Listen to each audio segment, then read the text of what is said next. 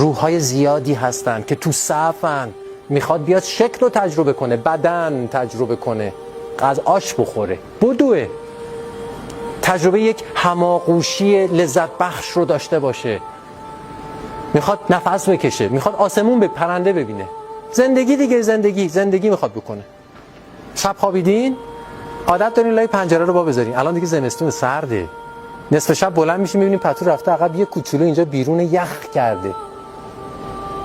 بعد پتو رو که میکشین رو، کیف نمیده؟ کیف میده یا نه؟ کیف میده. یه چای خوردن کیف میده. دیر رسیدین، از پلات دوتا یکی میدویم میاییم بالا. این برای خیلی آرزوه، همه نمیتونن این کارو بکنن. برای خیلی ها این آرزوه. تجربه شکل شگفت انگیزه، زیباست، سجده شکر دائم لازم داره. یکی از دلایل اصلی که یک روح میاد پایین، اشتیاق به تجربه شکله. هیچ روحی رو زورکی نمیگه گوشش رو بگیرن پرتش کنن بگن باید حبوط کنی به سطح مادی.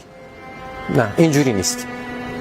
همه چیز بر اساس مهر و شفقته. همه چیز. اگر کسی امروز اینجاست، یکی از دلایل اصلیش اینه که خودش این اشتیاق رو داشته که شکل تجربه کنه.